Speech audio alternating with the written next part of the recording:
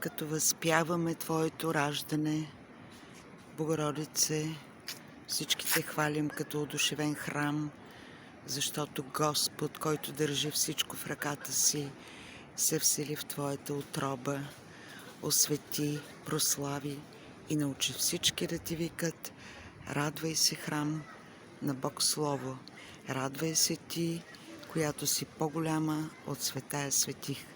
Радвай се, ковчеже позлатен от духа. Радвай се, неизтощимо съкровище на живота. Радвай се, драгоценни венецо на благочестивите народи. Радвай се, предчестна похвало на благовейните иереи. Радвай се, непоколебими стълбе на църквата. Радвай се, неразрушима стена на царството. Радвай се Ти, чрез която се издигат знамена на победи. Радвай се Ти, чрез която падат враговете. Радвай се, изцерение на моето тяло.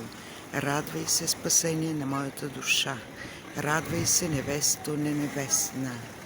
О, всевъзпявана майко, която роди най-светото от всички светии Слово, като приемиш сегашното приношение, избави от всяка напаст и изтръгни от бъдещата мъка всички, които Ти викат: Алилуя!